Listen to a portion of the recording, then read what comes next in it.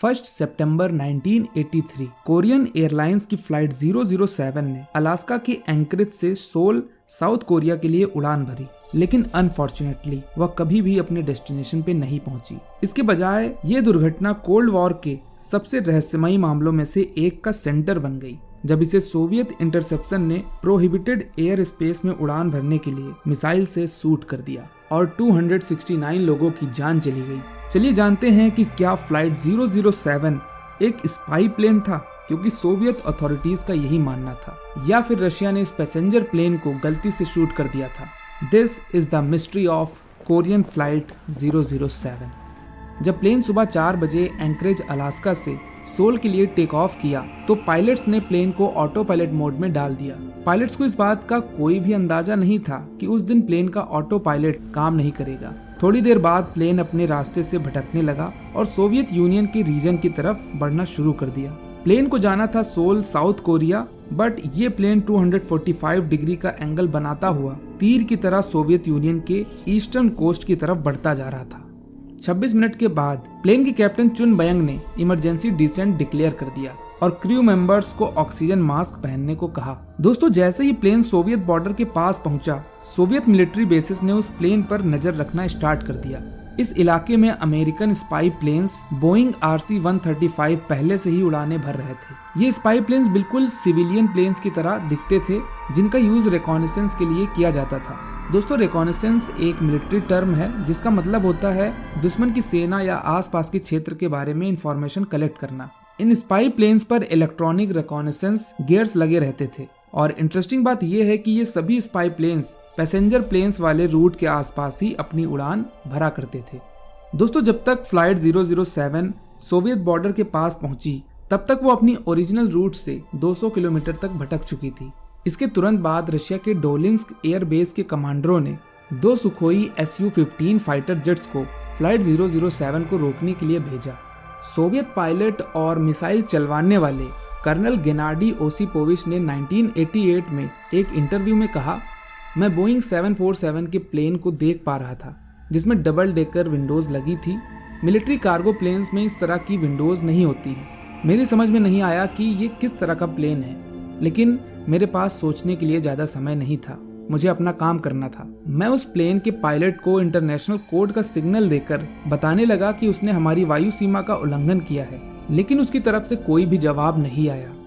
एक और Soviet lieutenant general Valentin वेरेनिकोव ने बताया कि सोवियत एयरफोर्स ने फ्लैशिंग ट्रेसर्स को फायर करके कोरियन पायलट को वार्निंग दी। एविएशन एक्सपर्ट पीटर ग्रियर 1 जनवरी 2013 में अपने article the death of Korean airlines flight 007 में लिखते हैं कि जब फ्लाइट 007 हवा में उड़ रही थी तो लगभग उसी समय यूएस एयरफोर्स का RC-135 एयरक्राफ्ट भी उसी इलाके में उड़ रहा था, जो कि इलेक्ट्रॉनिक रिकॉनेसेंस इक्विपमेंट से लैस था, जिसको सोवियत डिफेंस सिस्टम ने कामचाटका रीजन में जासूसी करने का जिम्मेदार ठहराया था। दोस्तों, इस तरह के मिशंस में अमेरिकन प्लेन्स सोवियत बॉर्डर के करीब तक तो जाते थे, बट वो उसे पार नहीं करते थे और इसी चक्कर में सोवियत एयर ट्रैफिक कंट्रोलर को गलतफहमी हो गई कि कोरियन पैसेंजर प्लेन भी एक यूएस स्पाई प्लेन है। पहले सोवियत यूनियन ने 4 MiG-23S प्लेन्स को कोरियन प्लेन को इंटरसेप्ट करने के लिए भेजा, पर इन प्लेन्स में सफिशिएंट फ्यूल ना होने के कारण इन्हें वापस अपने बेसेस पर लौटना पड़ा। उधर फ्लाइट 007 के कॉकपिट में पायलट और क्रू मेंबर्स को इस बात की भनक भी नहीं थी कि सोवियत प्लेन्स उनके साथ साथ उड़ रहे हैं।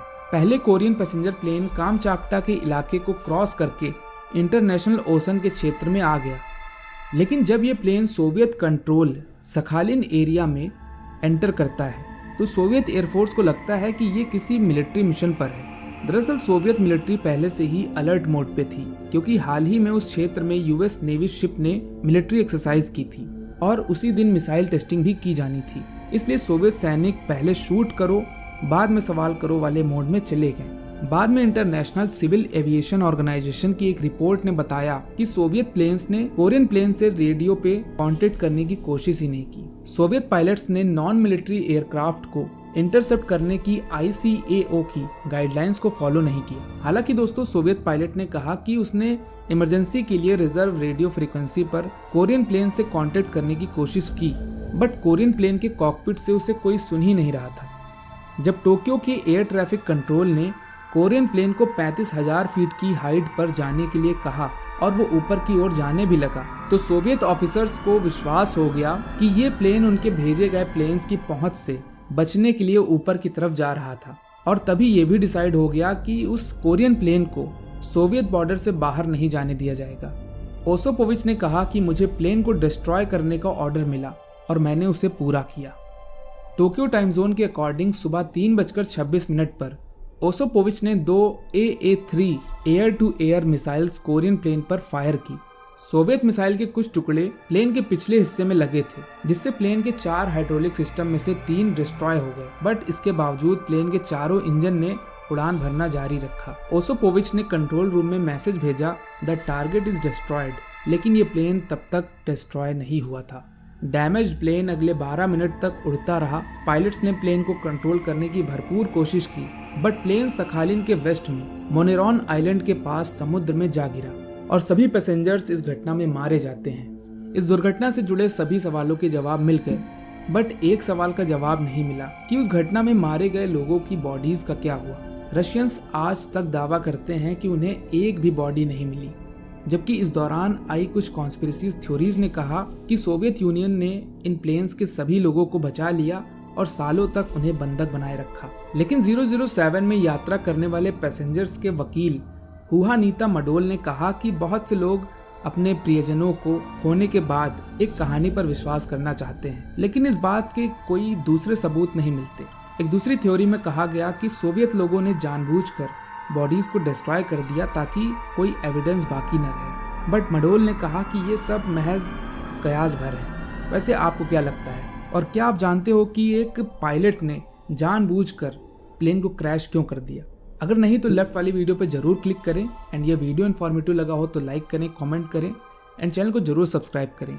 Be the part of my journey. Thank you so much for watching.